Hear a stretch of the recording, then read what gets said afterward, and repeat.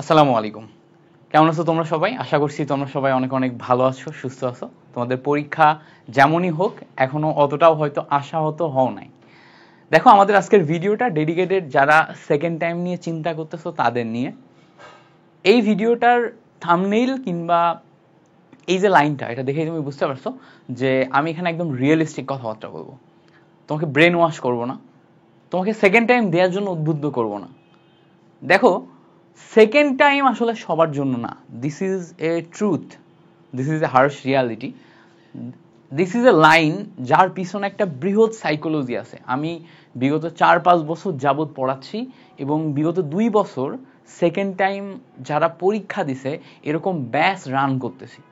Personally second time পরীক্ষা দিছে এরকম স্টুডেন্ট সংখ্যা আমার কাছে প্রাইভেট পড়ছে, নিজের পার্সোনাল ব্যাচে ফিজিক্যালি প্রাইভেট পড়ছে। গতবার আমার একটা সেকেন্ড টাইম ব্যাচ ছিল ডেডিকেটেড বাউন্স ব্যাক 1.0, এবং এইটা থেকে আমার বিশেষ কিছু অবজারভেশন আছে। বড় ভাই হিসেবে আমার মনে হয় যে তোমাদেরকে অনেক বিষয়ে সাবধান করা উচিত। দ্যাটস ওয়াই এই ভিডিওটা আমি বানাচ্ছি। দেখো, আমি ইনিশিয়ালি প্ল্যান করছিলাম যে কোনো সেকেন্ড টাইম ব্যাচ আমার নামবে না। তারপরে তোমাদের রিকোয়েস্টে আমি ডিসিশন নিয়েছি যে সেকেন্ড টাইম তোমাদের পাশে থাকবো, একটা ব্যাচ নামবে। তারপরেও কেন আমি harsh truth and reality type video বানাচ্ছি, যেখানে এই ভিডিওটা তোমাকে ডিমোটিভেটই করবে সেকেন্ড টাইম পরীক্ষা না দেওয়ার জন্য, বা হার্শ রিয়ালিটি তোমাকে জানিয়ে তোমাকে অ্যাওয়্যার করবে। তুমি বিভিন্ন প্ল্যাটফর্মের দিকে তাকায় দেখবা যে এখন তারা একদম তোমাকে ব্রেন ওয়াশ করতেছে কি টাইপের কথাবার্তা বললে, সেকেন্ড টাইমের সফলতার গল্প শুনিয়ে।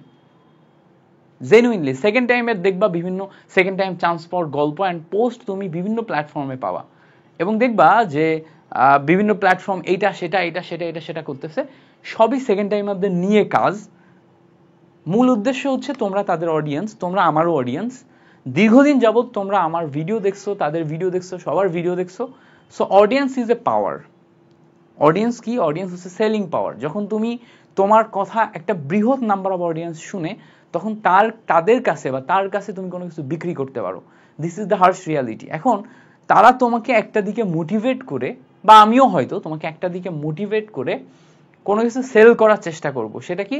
সেটা হবে হচ্ছে কোর্সেস, সেটা হবে হচ্ছে অন্য কিছু, books and other things. But this is not the real scenario. Second টাইমের এই যে সিনারিওটা, এটা প্রতিবারই আসে একটা বৃহৎ নাম্বার অফ অডিয়েন্স চান্স পায় না। অডিয়েন্সের নাম্বার তুমি যদি ক্যালকুলেট করো, এটা 10 থেকে 12,000-এর উপরে, এবং এই 10 থেকে 12,000-এর একটা বড় নাম্বার যারা প্রাইভেট ইউনিভার্সিটি বা অন্যান্য যত অপশন আছে সেই সমস্ত অপশনগুলোতে না যে সেকেন্ড টাইম ভর্তি পরীক্ষা দেওয়ার জন্য সিদ্ধান্ত নেয়। বাট চান্স পাই কয়জন? তুমি যদি গল্পগুলোর দিকে একটু লক্ষ্য করো, খুবই রেয়ার গল্প, খুবই রেয়ার। সেকেন্ড টাইম চান্স পাওয়ার যে গল্পগুলো তোমাকে এখন খাওয়ানো হচ্ছে, তোমার সামনে বারবার ঘুরে ফিরে আসতেছে, এটা দেখবা সব মিলায়ে তুমি সবগুলা প্ল্যাটফর্ম অ্যানালাইসিস করে দেখবা 20 থেকে 50 জনের উপরে পাবা না। 8 থেকে 10,000 স্টুডেন্ট ব্যর্থ ছিল, তাদের ভিতরে অ্যাটলিস্ট 2 থেকে 3,000 স্টুডেন্ট সেকেন্ড টাইম ভর্তি পরীক্ষা দেওয়ার সিদ্ধান্ত নিছে, বিভিন্ন প্ল্যাটফর্মের কোর্সে ভর্তি হয়েছে, চান্স পাইছে, সব মিলায় হয়তো 50 জন। Why? What is the psychology? কারণ কি? সেকেন্ড টাইমে চান্স পাওয়া কি কঠিন? পড়াশোনা কি অনেক বেশি কঠিন হয়ে যায়? না, পড়াশোনা ইজি হয়ে যায়, এক্সপিরিয়েন্স আরো বেশি গেদার হয়, সব মিলায় সুযোগ আরো বেশি আসে, কিন্তু জার্নিটা অনেক কঠিন। যেই জার্নিটা এত কঠিন যে এখান থেকে শেষ পর্যন্ত টিকে থাকে এবং চান্স পায়, এরকম মানুষ সংখ্যা অনেক কম। আমি জানি এই কথাগুলো তোমাকে কেউ বলবে না, বিকজ এটা বললে লস। আমি তোমাকে বলতেছি এটা, তুমি যদি আমার এই কথায় ডিমোটিভেটেড হও, তুমি তো আমার ব্যাচে ভর্তি হবে না, তাই না? তো আমার তো লস, তাই না? সব মিলে আমার লস। বাট আমার মনে হয় যে একজন বড় ভাই হিসেবে, একজন রিয়েলিস্টিক পার্সন হিসেবে, আমার ব্যাচে ভর্তির চেয়ে, আমার কিছু টাকা উপার্জনের চেয়ে বেশি ইম্পর্টেন্ট তোমাকে অ্যাওয়্যার করা। তোমার লাইফে তুমি যাতে সঠিক ডিরেকশনটা খুঁজে পাও, সেই বিষয়ে তোমাকে প্রপার গাইডটা করা। বিকজ তোমরা আমাকে ওইভাবেই চিনো। সো এই জায়গাতে আমি তোমাকে একদম প্রপার ওই ইনফরমেশনগুলো দিতে চাই যেগুলা এই মোমেন্টে দাঁড়িয়ে তোমার কনসিডার করা দরকার। প্রথমে আসো, সেকেন্ড টাইম প্রিপারেশন নেওয়ার ক্ষেত্রে কি কি বিষয় তোমার মাথায় রাখতে হবে। প্রথম পয়েন্টে আসবো। প্রথম পয়েন্ট হচ্ছে কাদের আগানো উচিত, এই পয়েন্টটা নিয়ে আগে কথা বলবো। দেখো, সেকেন্ড টাইম তুমি যদি প্রিপারেশন নিতে চাও, তাহলে তুমি যদি নিজের উপরে কনফিডেন্ট হও, এটাকে আমি বলছি হচ্ছে সেলফ কনফিডেন্স।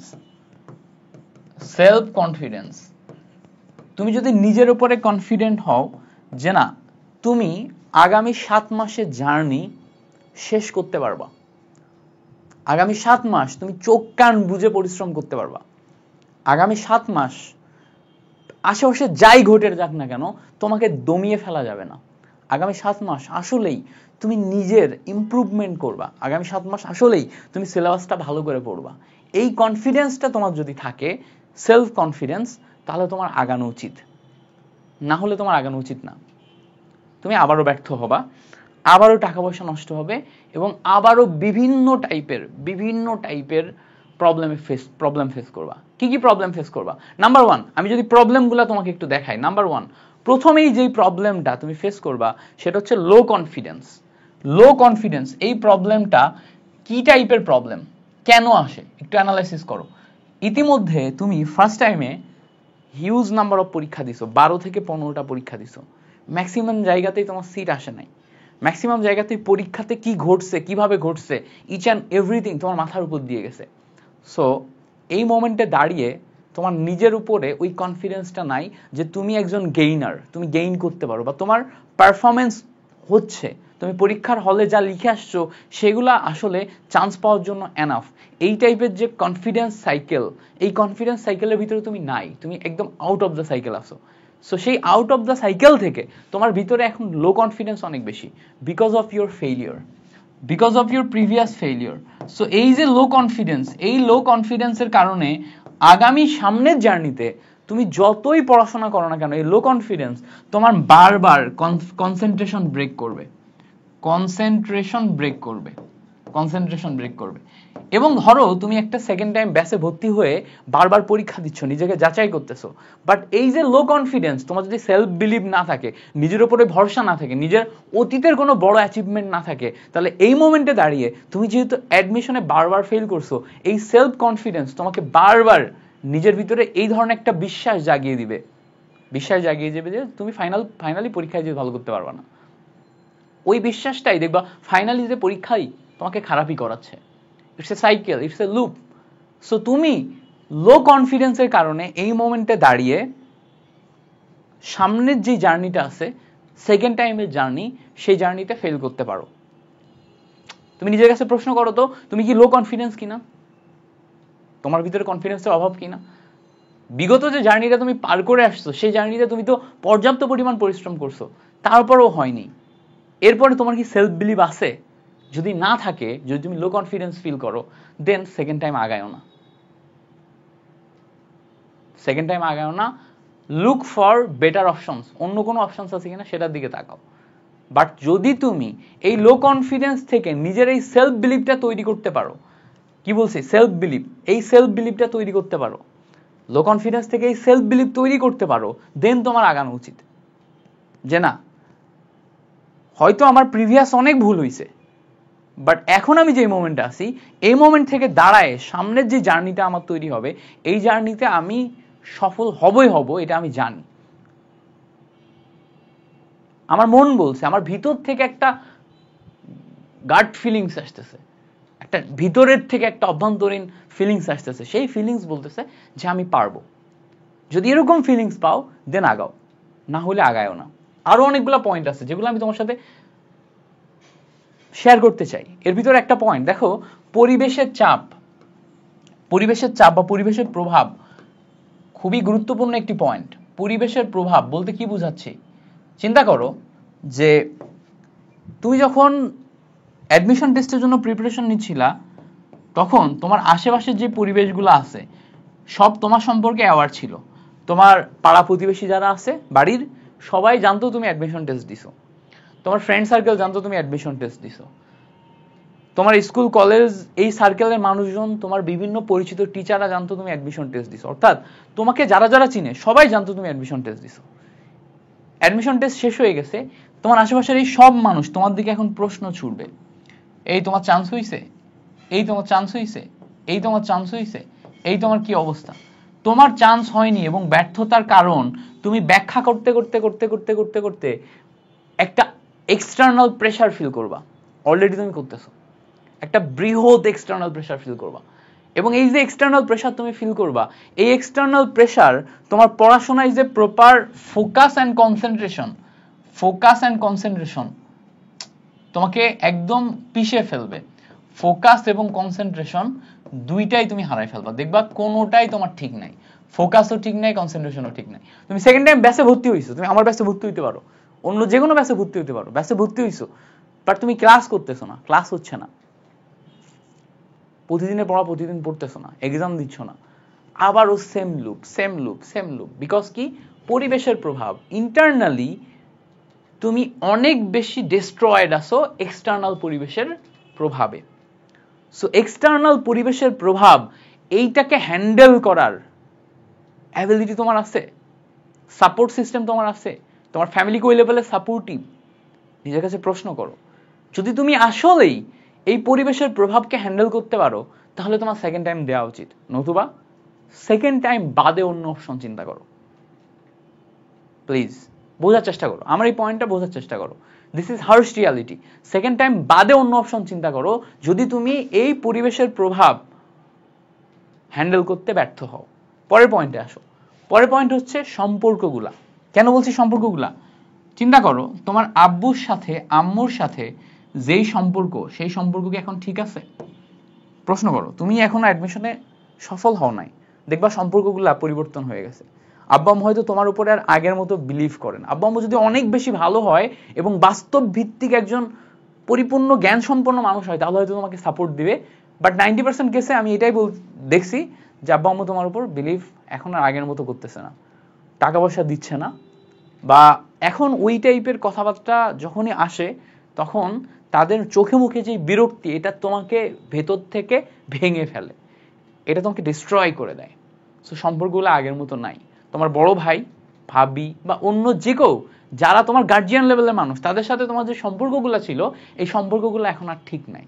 এই সম্পর্কগুলোতে পরিবর্তন আসছে, এই সম্পর্কগুলোতে তোমার উপরে বিশ্বাস কমে গেছে, এই সম্পর্কগুলোতে এখন মিউচুয়াল যেই কমিউনিকেশন, সেটা কমে গেছে। এবং ভালো করে খেয়াল করে দেখো, এই সম্পর্কগুলোর ভিতরে তোমার পার্সোনাল লেভেলের রিলেশনশিপও আছে। কোন একজন মানুষের সাথে তোমার একটা বিলিভ বা ট্রাস্টের জায়গা ছিল, সেই জায়গা এখন আর নাই। হয়তো তোমার সেই পার্টনার বা কেউ একজন, সে এখন ভালো পজিশনে আছে, তুমি আর ভালো পজিশনে যাওয়ার অবস্থানে নাই, বা সেই মানুষটা তোমার উপরে ওই বিশ্বাস আর রাখতে পারছে না যে তুমি জীবনে ভালো কিছু করবা। সম্পর্কগুলো নষ্ট হয়ে যাচ্ছে। এই সম্পর্কগুলো যখন নষ্ট হয়, আমরা ইন্টারনালি ডিস্ট্রয়েড হয়ে যাই, আমরা ভেতর থেকে ভেঙে পড়ি। এন্ড যেই মোমেন্টে তুমি ভেতর থেকে ভেঙে যাচ্ছ, এই মোমেন্টে তুমি নিজেকে গড়ার জন্য তোমাকে ওই লেভেলের স্ট্রং একজন মানুষ হতে হবে, স্ট্রং ফিমেল, স্ট্রং মেল, ভিতর থেকে স্ট্রং একজন মানুষ হতে হবে যে নিজের ভিতরের যেই যুদ্ধ, সেটাকে হ্যান্ডেল করতে পারে। এত সহজ না, কিন্তু মোটেও সহজ না। সো সম্পর্কগুলো যখন এই অবস্থায় আছে, তুমি যদি এই অবস্থায় নিজের ইন্টারনাল মানুষ ডিস্ট্রয়েড হয়ে গেছে, সেই জায়গা থেকে ব্যাক করতে পারো এবং নিজেকে সামলিয়ে পড়াশোনায় ফোকাস করতে পারো, পড়াশোনায় কনসেন্ট্রেশন করতে পারো, বলতে পারো যে না, আই উইল বাউন্স ব্যাক, দেন তুমি সেকেন্ড টাইম দাও, নতুবা অন্য কোনো অপশন দেখো। প্লিজ আমার এই কথাটা বোঝার চেষ্টা করো। সেকেন্ড টাইম জার্নি খুবই ভয়ঙ্কর একটা জার্নি। আরো 1 থেকে 1.5 বছর তোমার নষ্ট হয়ে যাবে, তুমি বুঝতে পারবে না। আগামী 7 মাস তুমি বলতেছো তুমি সেকেন্ড টাইম জার্নির জন্য প্রিপারেশন নিছো, বাট তুমি তোমার 100% দাও নাই, কাজ করো নাই। 7 মাস পার হয়ে যাবে, জীবন থেকে আরো 7 মাস চলে যাবে। ফার্স্ট টাইমও ব্যর্থ হইলা, সেকেন্ড টাইমও ব্যর্থ হইলা। এই ব্যর্থতা তোমাকে সামনের জার্নিতে সবকিছুতেই ব্যর্থ হইতে প্রভাবিত করবে। সো নিজেকে প্রশ্ন করো যে তুমি এগুলো আগে সামলাইতে পারবা কিনা। পরের পয়েন্টে আসো, সম্পর্কের পরে আসো হচ্ছে টাকা। তুমি ভালো করে খেয়াল করো, এই মোমেন্টে দাঁড়িয়ে তুমি অলরেডি যেই অ্যামাউন্টের টাকা নষ্ট করে ফেলছো, নষ্ট না, তোমার নিজের উপরেই লাগছে টাকাগুলা, তোমার নিজের ব্যক্তিগত ডেভেলপমেন্টেই লাগছে। তুমি যে ব্যর্থতাগুলো ফেস করছো, এই ব্যর্থতা হয়তো তুমি জীবনে বাউন্স ব্যাক করতে পারলে, লাইফে অনেক ভালো কিছু করতে পারলে, এই ব্যর্থতাগুলো তোমার জীবনের কাহিনী হিসেবে থাকবে, এই অভিজ্ঞতাগুলো তুমি বলতে পারবে এগুলার মাধ্যমেই আমি তৈরি হয়েছি। বাট এখন এই মোমেন্টে দাঁড়িয়ে ওই ব্যর্থতাগুলা এক একটা ব্যর্থতাই, এবং ওই ব্যর্থতার পিছনে যেই পরিমাণ ফাইন্যান্স গেছে তোমার বাবা মায়ের বা অন্য কারোর, সেই টাকাগুলো অলরেডি নষ্ট হয়ে গেছে। সো তোমার কাছে মনে হবে যে এতদিন যাবত যা করলাম পুরো টাকাটাই তো নষ্ট করলাম। তোমার উপর যেহেতু মানুষ ভরসা করা বন্ধ করে দিছে, তোমাকে এখন টাকা দিতেও তার আর ভরসা পাচ্ছে না, ফলে তোমার ফাইন্যান্স সাপ্লাই বন্ধ হয়ে গেছে। তুমিও আর চাইতে পারতেছো না টাকা। তুমি একটা কোর্স কিনবা, মিল্টন ভাইয়ের কোর্সই কিনবা, তুমি বারবার চিন্তা করতেছো ভাইয়ের কোর্স ফিজ এত বেশি, কিনবো কিভাবে, চাইবো কিভাবে, কাকে বলি, কিভাবে বলি, আমি হয়তো আরেকবার পারতাম বাট এটা আমার কাছে অ্যাফোর্ড করা সম্ভব না। অনেক সমস্যা। ফাইন্যান্স এখন তোমার এই জার্নিতে সবচেয়ে বড় সমস্যা হবে। ইভেন তুমি একটা উপজেলা, জেলা বা একটা বিভাগীয় শহরে যে কোচিং করবা বা সেখানে থেকে পড়াশোনা করবা, দেখবা বাড়িতে টাকা চেয়ে নিতে পারতেছো না, তোমার নিজেরটা নিজেকে হয়তো বের করা লাগছে। ফার্স্ট টাইমে যেই অ্যাডভান্টেজটা ছিল ফাইন্যান্সের, ওটা সেকেন্ড টাইমে যা থাকবে না। বিলিভ মি, এই ফাইন্যান্স সাপ্লাই থাকবে না। দেখো তুমি নিজেই লো ফিল করবা টাকা নিতে গিয়ে। সো এই জায়গাতে টাকা একটা অনেক বড় ফ্যাক্ট। পরের পয়েন্টে আসো, হঠাৎ করে হাল ছেড়ে দেয়া। তুমি হয়তো সেকেন্ড টাইম জার্নি শুরু করছো, বুঝতে পারছো? তুমি হয়তো জার্নি শুরু করছো যে আচ্ছা আমি সেকেন্ড টাইম প্রিপারেশন নিব। তো তুমি এই জায়গায় দাঁড়ায় একদম শুরুতেই কোর্সে ভর্তি হইলা, এটা করলা সেটা করলা, চিন্তা করলা তুমি সেকেন্ড টাইম দিবা, আবারও টাকা খরচ করা শুরু করলা। আমি একদম জেনুইনলি আমি তোমাকে বলছি, আমার বিগত এত বছরের জার্নিতে আমি দেখছি যে ঠিক এই জায়গায় যে তার অ্যাডমিশন টেস্ট, গুচ্ছ পরীক্ষা দিবে বা কৃষি দিবে বা রাজশাহী দিবে বা হচ্ছে তোমার জেইউ দিবে, মাঝখানে এতদূর যাইতে যাইতে যাইতে যাইতে ঠাস করে হাল ছেড়ে দিছে। এই জার্নিটা সে যায়ই নাই। এর মাঝখানে যত ইনভেস্ট করছে সব অকারণ। সো তুমি কি কনফিডেন্ট যে তুমি এই অ্যাডমিশন পর্যন্ত সার্ভাইভ করবা? যদি না করো তাহলে মাঝখানে হাল ছেড়ে দেওয়ার জন্য এখন শুরু করো না প্লিজ। বরঞ্চ এই টাকাটা, এই এনার্জিটা তুমি নিশ্চিত কোনো কিছুতে ইনভেস্ট করো, তোমার নিজের উপর ইনভেস্ট করো, যেটা আসলে কাজে দিবে। মাঝখানে হাল ছেড়ে দেওয়ার জন্য তুমি ইনভেস্ট করো না। মাঝখানে হাল ছেড়ে দেয় হিউজ নাম্বার অফ 99% মানুষজন মাঝখানে হাল ছেড়ে দেয়। সেকেন্ড টাইম ব্যাচগুলাতে ক্লাস নিতে যে দেখা যায় ভর্তি হয় 500, 600, 1000, ক্লাস করে 10 জন, 15 জন, 20 জন। কেন? মাঝখানে হাল ছেড়ে দেয়, থাকে না এই জার্নিতে, তাদেরকে আর খুঁজে পাওয়া যায় না। সো প্লিজ প্লিজ, মাঝখানে যদি হাল ছেড়ে দেওয়ার মানসিকতা থাকে, তুমি যদি কনফিডেন্ট না হও তুমি এইটা সার্ভাইভ করতে পারবা, তাহলে তুমি সেকেন্ড টাইম জার্নিতে এসো না। তোমার এনার্জি, তোমার মানি, তোমার টাকা, তোমার পুরা ফোকাস তুমি অন্য কিছুতে ইনভেস্ট করো। তোমার প্রশ্ন আসবে ভাইয়া অন্য কিছুতে আর কিসে ইনভেস্ট করা যায়? আপনি বারবার বলতেছেন অন্য কিছু করো, অন্য কিছু করো। We don't have any option ভাইয়া, we have a lots of option. We have definitely we have. তুমি যদি জাস্ট অ্যানালাইসিস করো তোমার হাতে কি কি অপশন আছে, কি কি অপশন আছে। ফার্স্ট অফ অল আমি বলবো নো ইয়োরসেলফ। প্রথমেই নো ইয়োরসেলফ। তোমার হাতে যত অপশন আছে সেটা যদি তোমাকে খুঁজে বের করতে হয়, তাহলে আগে তোমার নিজেকে জানতে হবে। নিজেকে জানতে হবে। নিজেকে জানা বলতে কি বুঝাচ্ছি? নো ইয়োরসেলফ বলতে বুঝাচ্ছি যে তোমার পার্সোনালিটি টাইপ অ্যানালাইসিস করো। তোমার পার্সোনালিটি টাইপ অ্যানালাইসিস করো। তুমি কি ইন্ট্রোভার্ট নাকি তুমি এক্সট্রোভার্ট, অ্যানালাইসিস করো। এক্সট্রোভার্ট মানে বুঝো, এক্সট্রোভার্ট মানে হচ্ছে যারা আমার মতো অনেক বেশি কথা বলতে পছন্দ করে, মানুষের সাথে মিশতে পছন্দ করে, বাইরের পরিবেশে যে মিশতে পছন্দ করে, যারা কোনো কিছু উপস্থাপন করতে পছন্দ করে, যারা অনেক মানুষ হ্যান্ডেল করতে পছন্দ করে, অনেক মানুষের সামনে যে কিছু করতে পছন্দ করে, this is called extrovert. Introvert means যারা মানুষের সামনে যে পছন্দ করে না, যারা একা একা পছন্দ করে, নিজের ঘরে বসে কোন একটা ডেস্কে বসে মানুষের সাথে কমিউনিকেশন ছাড়াই কোনো কিছু করতে পছন্দ করে। তুমি যদি এক্সট্রোভার্ট হও তাহলে তুমি সফট স্কিল বেস কোনো কিছুতে ঢুকো। তুমি যদি ইন্ট্রোভার্ট হও তাহলে তুমি হার্ড স্কিল বেস কোনো কিছুতে ঢুকো। হার্ড স্কিল মানে কি? হার্ড স্কিল মানে হচ্ছে technical skill. What is technical skill? তোমার টাইপিং স্কিল আছে, তুমি টাইপ করতে পারো, তুমি স্লাইড বানাইতে পারো, পাওয়ার পয়েন্টে তোমার দক্ষতা আছে, দিস ইজ হার্ড স্কিল। তুমি ফটোশপ পারো, একটা ডিজাইনের কাজ পারো, হার্ড স্কিল। তুমি ভিডিও এডিটিং পারো, হার্ড স্কিল। তুমি কোডিং পারো, this is also a hard skill. যেই স্কিলটা তুমি কাজে লাগায় তুমি ফাইন্যান্স ডেভেলপ করতে পারবা। এরকম তোমার নিজেকে জানো, জানার পর তোমার পার্সোনালিটি টাইপ জেনে একটা ফিল্ডে ঢুকে ওই ফিল্ডে স্কিল বেস কোনো কিছু শিখো। কোথা থেকে শিখবা? হিউজ পরিমাণ রিসোর্স আছে, সামনে আলোচনা করব। যদি তুমি এক্সট্রোভার্ট টাইপ পার্সোনালিটি হও তাহলে তোমার লাগবে একটা হার্ড স্কিল, বাকি লাগবে সফট স্কিল। লাইক আমি একজন এক্সট্রোভার্ট টাইপের পার্সোনালিটি, আমি এইচএসসি পর্যন্ত খুব ভালো করে লেখাপড়া করছি, সো আমার ভিতরে কেমিস্ট্রি, ফিজিক্স, ম্যাথের নলেজ আছে। দিস ইজ মাই ওই টাইপের হার্ড স্কিল, যে হার্ড স্কিলটাকে আমি এখন আমার কমিউনিকেশন, প্রেজেন্টেশন, অন্যান্য অনেক সফট স্কিল আস্তে আস্তে ডেভেলপ করে কাজে লাগায় কিন্তু ফাইন্যান্স ডেভেলপ করছি, ইনকাম করা শুরু করছি। বুঝতে পারছো? সো দেখো, একজন এক্সট্রোভার্ট পার্সোনালিটি হিসেবে আমি soft skill and hard skill দুইটার কম্বাইন করে আমি একটা এক্সপোনেনশিয়াল ইনকামের দিকে আসছি। This is my personality. So তোমাকে এই পয়েন্টে এসে জানতে হবে, no your self, what is your personality, তুমি কি টাইপের জিনিসপত্র পারবা। তো এইটার জন্য তুমি একদম টানা রিসার্চ করো, নিজেকে নিয়ে টানা রিসার্চ করো। আমি এখানে তোমাকে বলবো যে আগামী 1 মাস দরকার হইলে পার্সোনাল ডেভেলপমেন্ট রিলেটেড বই পড়ো। থিঙ্ক অ্যান্ড গ্রো রিস আছে, the power of positive thinking আছে, and lots of personal development related বই আছে, personal development related book list.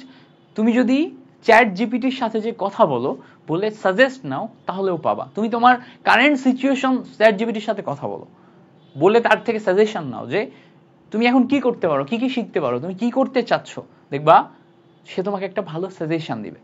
সেটা অনুযায়ী সামনে আগাতে হবে, তোমাকে অ্যানালাইসিস করে করে আগাতে হবে। চলো পরবর্তী পয়েন্টে আসি। দেখো কি কি অপশন হাতে আছে। আমার কাছে মনে হয় তুমি যদি একটা স্কিল বেস কোনো কিছুতে যাও, যে কোনো স্কিল বেস, সেই স্কিল বেস কোনো কিছু শিখে তুমি কিন্তু ফ্রিল্যান্সিং এ যাইতে পারো।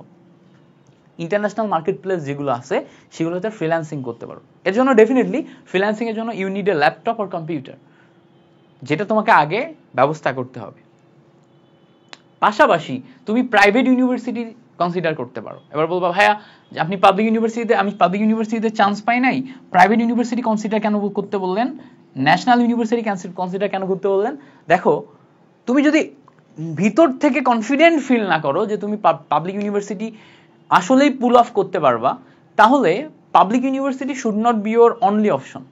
তোমার ফ্যামিলির যদি ফাইন্যান্স থাকে, গো ফর প্রাইভেট ইউনিভার্সিটিস, তোমার ফ্যামিলির যদি ফাইন্যান্স থাকে, টাকা থাকে। যদি না থাকে তাহলে go for national universities. National ইউনিভার্সিটিতে ভর্তি হও, ওই উপজেলা শহর বা জেলা শহরে যাও, সেখানে যে থাকো, এরপর টিউশন করায় কিছু টাকা ডেভেলপ করো, এরপর একটা ল্যাপটপ কিনো। এরপরে এই যে তোমার আছে ইউটিউব ইউনিভার্সিটিতে ওই যে নিজেকে তুমি অ্যানালাইসিস করছো না ভাইয়া, নিজেকে অ্যানালাইসিস করে তোমার যত স্কিলের প্রতি নজর আসতেছে, এগুলো আমি শিখতে পারবো, ইউটিউবে বসে বসে একা একা শিখো। তুমি জানো আমার ইউটিউবের ম্যাক্সিমাম থাম্বনেল আমি ডিজাইন করি, আমার ক্লাসের সব স্লাইড আমি বানাই, আমার ভিডিও এডিটগুলো আমি পারি। কোথা থেকে শিখছি? ইউটিউব থেকে। শেখার মানসিকতা থাকলে তুমি অল্প করে প্রত্যেকটা জিনিস তুমি শিখে ফেলবা, তুমি শিখবা, আস্তে আস্তে শিখবা। সো এই জায়গাতে তোমাকে শিখতে হবে। ইউটিউবকে ব্যবহার করে, ইউটিউব ইউনিভার্সিটিকে ব্যবহার করে তোমাকে লটস অফ জিনিসপত্র আস্তে আস্তে শিখতে হবে। শিখবা কোথায়, কি করার পাশাপাশি? প্রাইভেট ইউনিভার্সিটি বা ন্যাশনাল ইউনিভার্সিটিতে পড়ার পাশাপাশি। সো এই জায়গাগুলোতে পড়ার পাশাপাশি তুমি যদি স্কিল বেস কোনো কিছুতে যাও, তুমি ফ্রিল্যান্সিং করো বা কিছু শিখে সেইটাকে কনভার্ট করার ট্রাই করো। লোকাল মার্কেটে, ইন্টারন্যাশনাল মার্কেটে, বিভিন্ন মার্কেটে ট্রাই করো, দেখবা যে তুমি আস্তে আস্তে টাকা ইনকাম করতে শিখে যাচ্ছ। আর যেই পয়েন্ট থেকে তুমি টাকা ইনকাম করতে শিখে যাচ্ছ, তোমার ম্যাচুরিটি ইমপ্রুভ করতেছে, তোমার ফ্যামিলি তোমার উপর ভরসা করা শুরু করছে, ইচ অ্যান্ড এভরিথিং আস্তে আস্তে দেখবা চেঞ্জ হয়ে যাবে। সো এগুলো এক একটা অপশন, যে অপশনগুলোতে তোমার যাওয়া উচিত, এক্সপ্লোর করা উচিত। যদি তুমি সেকেন্ড টাইম পুল অফ করতে না পারো, পরে আসো। যদি সেকেন্ড টাইম পুল অফ করতে না পারো, তাহলে আমি বুঝলাম এই অপশনগুলোতে তুমি যাইতে পারছো। এখন হোয়াট ইফ তুমি সেকেন্ড টাইম পুল অফ করতে পারবা বলে কনফিডেন্ট ফিল করতেছো, সেই জায়গাতেও আমি বলবো যে তুমি যদি সেকেন্ড টাইম পুল করতে পারবা এই বিষয়ে কনফিডেন্ট হও, শুধুমাত্র সেকেন্ড টাইম প্রিপারেশনের উপরে ডিপেন্ডেন্ট হইও না। সেকেন্ড টাইম প্রিপারেশনের উপর শুধুমাত্র ডিপেন্ডেন্ট না হয়ে তুমি পাশাপাশি ধরো তুমি দুইটা জিনিসে ফোকাস করবা। একটা হচ্ছে যে আগামী 7 মাস তুমি স্কিল বেস কোনো কিছু শিখবা, পাশাপাশি সেকেন্ড টাইম প্রিপারেশন নিবা। সেকেন্ড টাইম পাশাপাশি প্রিপারেশন নিবা। সো ব্যাপারটা কেমন, ধরো এখন তুমি প্রতিদিন 8 থেকে 12 ঘন্টা বা 8 থেকে 10 ঘন্টা নিজের সাথে সময় দাও, তুমি তখনও 8 থেকে 10 ঘন্টা নিজের সাথে সময় দিবা। ব্যাপারটা এরকম, 2 থেকে 3 ঘন্টা তুমি কাজ করবা প্রতিদিন স্কিল বেস কোনো কিছু নিয়ে, আর 4 থেকে 5 ঘন্টা তুমি প্রতিদিন সেকেন্ড টাইমের জন্য পড়াশোনা করবা। ফিজিক্স, কেমিস্ট্রি, ম্যাথ, বায়োলজি যা যা তুমি পড়বা এগুলা তুমি 4 থেকে 5 ঘন্টা পড়বা, আর 2 থেকে 3 ঘন্টা স্কিল বেস কোনো কিছুতে দিবা। তাহলে কি হবে, স্কিল বেস যে জিনিসটা আছে এটা তোমার ব্যাকআপে পরিণত হবে। স্কিল বেস জিনিসপত্রগুলো যখন তোমার ব্যাকআপে পরিণত হবে তখন তুমি আস্তে আস্তে আস্তে আস্তে ভিতর থেকে কনফিডেন্ট ফিল করা শুরু করবা যে সেকেন্ড টাইম ভর্তি পরীক্ষা দিয়ে আমি যদি ভালো কোথাও চান্সও না পাই, আমি যে জিনিসপত্রগুলো শিখতেছি এগুলো কাজে লাগায় আমি আমার লাইফে অনেক ভালো জায়গায় যেতে পারবো, ভালো জায়গায় যেতে পারবো। বিলিভ মি, আমার ইউনিভার্সিটিতে আমি চান্স পাইছি, ইউনিভার্সিটি আমার একটা প্ল্যাটফর্ম দিছে। বাকি আমার নিজের যে স্কিলগুলো আমি শিখছি ওই স্কিলগুলোর কারণেই কিন্তু আমি আজকে এই পর্যায়ে পর্যন্ত আসতে পারছি। আমি ফাইন্যান্স ডেভেলপ করতে পারছি, আমি ইনকাম করতে পারছি, ইচ অ্যান্ড এভরিথিং আমার হচ্ছে স্কিল বেস। সো তুমি আগামী জার্নিতে সেকেন্ড টাইম যদি দাও তাহলে সেই সেকেন্ড টাইমের প্রতিদিন 4-5 ঘন্টা সেকেন্ড টাইমের জন্য পড়াশোনা করার পাশাপাশি তোমাকে স্কিল বেস কোন একটা জিনিসে অল্প অল্প করে টাইম দিতে হবে, তাহলে এটা তোমার ব্যাকআপ হিসেবে একটা ইন্টারনাল কনফিডেন্স দিবে এবং তুমি শেষ পর্যন্ত লেগে থাকতে পারবে।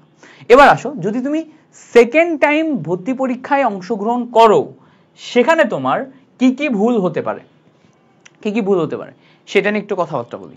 ধরো সেকেন্ড টাইম ভর্তি পরীক্ষায় অংশগ্রহণের জন্য তুমি এখন নাম্বার 1 কি করবা, কোচিং সিলেকশন করবা। কোচিং সিলেকশন করবা, এখানেও তোমার ভুল হয়। তুমি কি করবা, নামকরা কোচিং এর দিকে ছুটছো না ফার্স্ট টাইমে, আবারও নামকরা কোচিং এর দিকে ছুটবা। তুমি অনেক অনেক ফিচার্স এর দিকে ছুটবা যে ভাইয়া এইটা দিচ্ছে, এটা দিচ্ছে, এটা দিচ্ছে, এটা দিচ্ছে, এটা দিচ্ছে, ফিচার্স এত এত এত আমার ফিচার্স লাগবে। ভাই ফিচার্স দিয়ে তুমি ছিড়বা, ফিচার্স দিয়ে তোমার চান্স হইছে? ফিচার্স দিয়ে তোমার চান্স হয় নাই। দুইটা জিনিস দেখো, দুইটা জিনিস। নাম্বার 1, পড়ানো তুমি বুঝো কিনা, যার ক্লাসে ভর্তি হচ্ছ তার পড়ানো বুঝো কিনা, বুঝো কিনা। 2 নাম্বার, তার পড়ানোর অভিজ্ঞতা, তার অভিজ্ঞতা কতটুকু। দুইটা জিনিস। যদি তার অভিজ্ঞতা থাকে তাহলে সে তোমাকে টু দা পয়েন্টে পড়াইতে পারবে যেটুকু তোমার দরকার। বিলিভ মি, এটা very much important, very much important যে এই মানুষটা যদি অভিজ্ঞ না হয় তাহলে তোমার যা যা দরকার সেই বিষয়ে সে প্রপার গাইড করতে পারবে না। তো তার অভিজ্ঞতা দরকার। সেকেন্ড পয়েন্ট হচ্ছে তার পড়ানো তুমি বুঝো কিনা। সাপোজ ধরো মিল্টন ভাইয়ার অভিজ্ঞতা আছে, মিল্টন ভাইয়া দীর্ঘদিন যাবত পড়াচ্ছে, টু দা পয়েন্টে যা যা তোমার লাগবে সব গুছাই দিতে পারে, বাট তুমি আমার পড়ানোটা বুঝো না, আই উইল রেকমেন্ড তুমি কখনোই আমার ব্যাচে ভর্তি হও না। সে আমার ব্যাচে আমি তোমাকে 15টা ফিচার্স যদি দিই, 15টা ফেসিলিটিস যদি দিই, তুমি আমার ব্যাচে ভর্তি হইও না। সো এই জায়গাতে তুমি মেজর কোচিং এর দিকে না যেয়ে তুমি চিন্তা করবা যে যেই কোচিং গুলা তোমাকে প্রপারলি পড়া বুঝাইতে পারে এবং পড়া গুছিয়ে দেয়, এই দুইটা পয়েন্টে ফোকাস করে তুমি কোচিং সিলেকশন করবা। নাম্বার 1। নাম্বার 2, তোমার পড়ার style, reading style. Reading style এখন থেকেই তুমি নিয়মিত যে 5-6 ঘন্টা পড়াশোনা করবা, এই 5-6 ঘন্টা লিখে লিখে লিখে লিখে প্র্যাকটিস করে করে প্রত্যেকটা জিনিসপত্র নিজের ভিতরে ঢোকানোর চেষ্টা করবা। পারফরমেন্স সেন্ট্রিক পড়াশোনা করতে হবে। এই যে রিডিং স্টাইলে তোমার কি হইতে হবে, পারফরমেন্স সেন্ট্রিক। মানে আমি যা পড়তেছি সেটা আমি নিজের ভিতরে এমন ভাবে ঢুকাচ্ছি পরীক্ষার হলে আমি যেন পারফর্ম করে আসতে পারি। This is the point, this is important. Performance centric, performance centric পড়াশোনা না করলে লাভ নাই।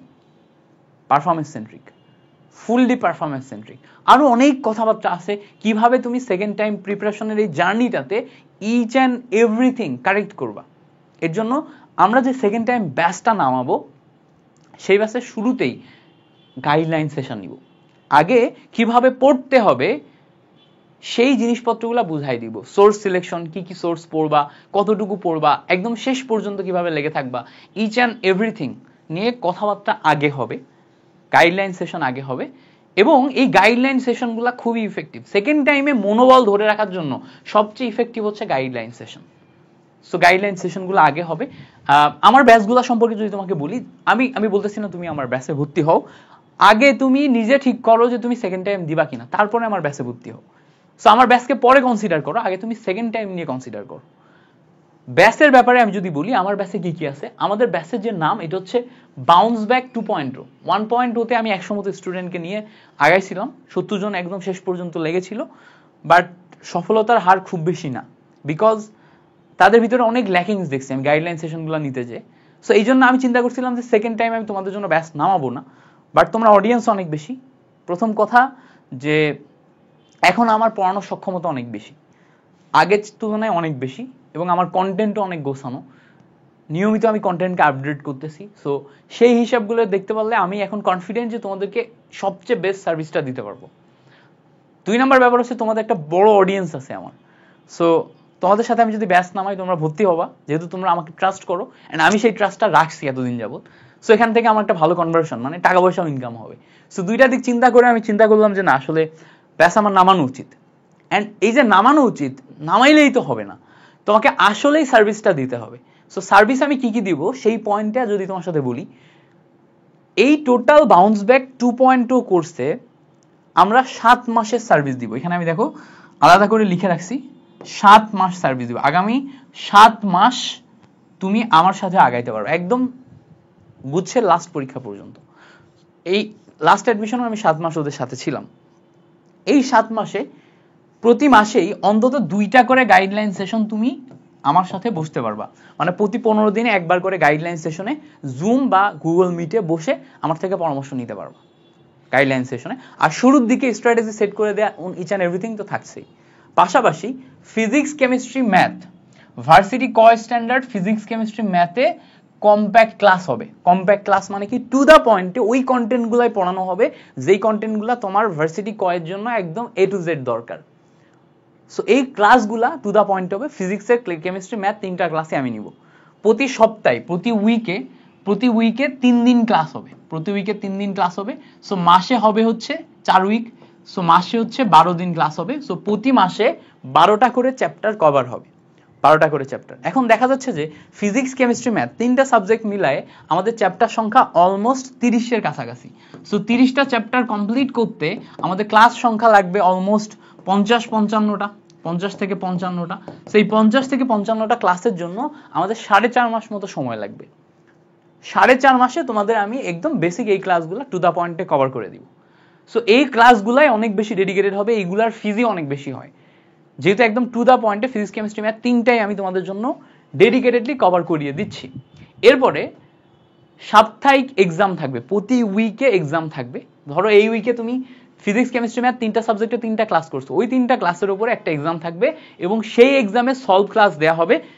সলভ ক্লাস দিবে আর আমার একজন মেন্টর আছে, সেই মেন্টর, তোমাদের 2জন মেন্টর থাকবে গ্রুপে সবসময় তোমাদেরকে হেল্প করার জন্য, আর আমি তো আসি।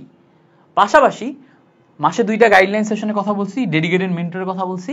তোমরা জানো আমার প্রিভিয়াস ভার্সিটি ক কোশ্চেন ব্যাংক সলভ কোর্স ছিল, এইটার যেই ম্যাটেরিয়াল এটা তোমাকে ফ্রি করে দিব। কৃষি কোশ্চেন ব্যাংক সলভ কোর্সের যে ক্লাসগুলো এগুলো ফ্রি করে দিব। গুচ্ছ কোশ্চেন ব্যাংক সলভ কোর্সের যে ম্যাটেরিয়াল, এই 3টা তোমাকে ফ্রি করে দিব। ফলে যেটা হবে, প্রতি চ্যাপ্টার শেষ করার পর ওই চ্যাপ্টারের যে কোশ্চেন ব্যাংক সলভ ক্লাসগুলো আছে ওগুলা তোমাদের গ্রুপে আপলোড দিয়ে দেওয়া হবে। প্রতি চ্যাপ্টার শেষে কোশ্চেন ব্যাংক সলভগুলা তোমাদের গ্রুপে আপলোড দিয়ে দেওয়া হবে। তাহলে যেটা হবে, ওই চ্যাপ্টারের উপর কোশ্চেন ব্যাংক তুমি যখন সলভ করবা একা একা, তখন আমার এই ক্লাসগুলা ব্যবহার করে তুমি সলভ করতে পারবা। বুঝতে পারছো? এবার লাস্ট মোমেন্টে যে, এবার যেমন আমাদের টপ 100 কোর্স আসছিল, যেটা আমরা লাস্ট মোমেন্টে ফ্রি করে দিছি, আগামী অ্যাডমিশনে মানে 25 অ্যাডমিশনে আমার টপ 150 কোর্স আসবে। আরো 50টা টপিক বাড়িয়ে নতুন করে কোর্স সাজাচ্ছি, যেটা revision class. Already top 50 chemistry class আমরা নিতেছি। সো এই 150টা ক্লাস তোমাকে লাস্ট মোমেন্টে দেয়া হবে ফর রিভিশন হিসেবে, রিভিশন ক্লাস হিসেবে, এবং এর নোটগুলা ইচ অ্যান্ড এভরিথিং দেয়া হবে।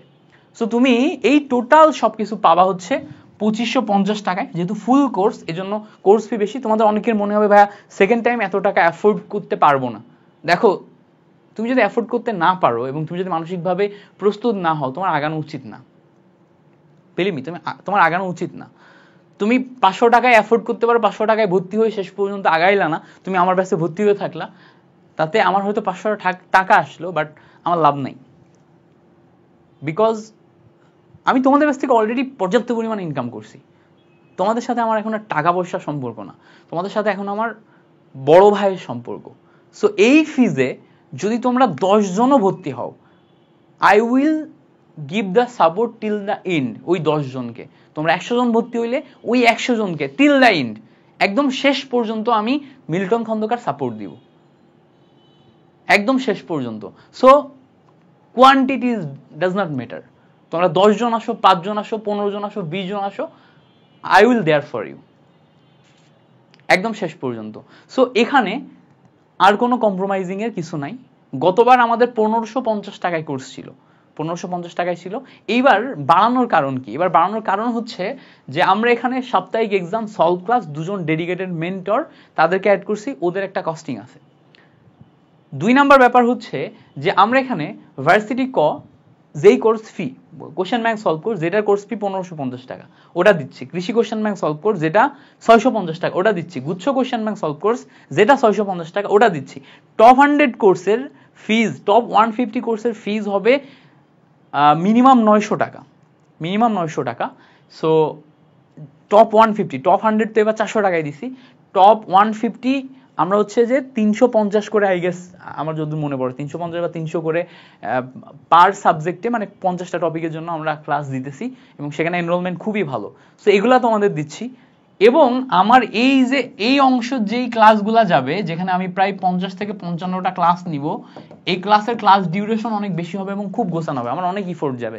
সো সব মিলায়ে 2550 টাকা তোমার কাছে মনে হবে যে অনেক বেশি, বাট আমি তোমাকে যত কিছু দিচ্ছি সেই তুলনায় এটা খুবই কম অ্যামাউন্টের টাকা। বাট আবারও বলি, ফিচার ডাজ নট ম্যাটার। তোমাকে আমি 1000টা জিনিস দিলেও তুমি চান্স পাবা না যদি না তুমি আমার পড়ানো বুঝো, প্রথম পয়েন্ট, যদি না তুমি আমার পড়ানো বুঝো।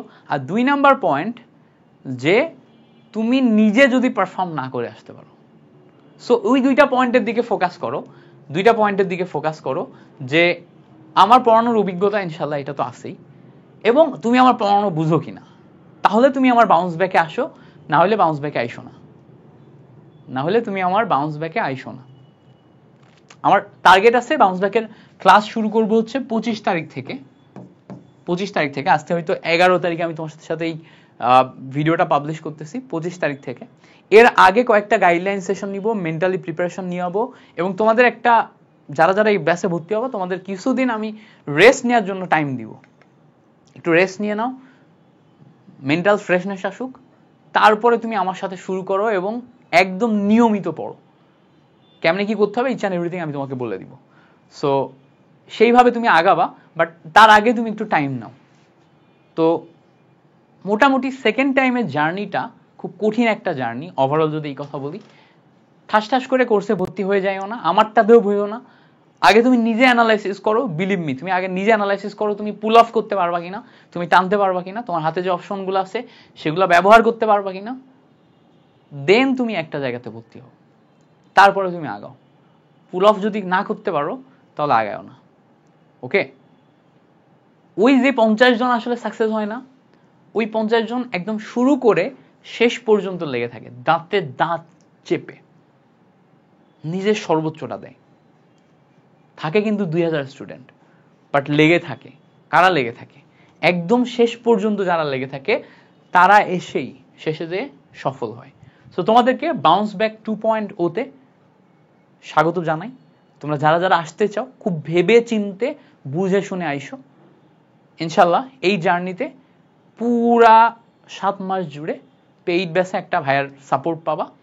আর যেহেতু তোমাদের এই রিলেটেড কন্টেন্ট সামনে মানুষজন খুব কম দেখবে, সো বেসিক ইউটিউবের অ্যালগোরিদমে এটা, যারা যে অডিয়েন্স বেশি থাকে তাদের নিয়ে ভিডিওস বেশি দেওয়া হয়। সো এখন সামনে 25 ব্যাচ অনেক বেশি অ্যাক্টিভ হবে, 25 ব্যাচকে নিয়ে বেশি ভিডিওস দেওয়া হবে।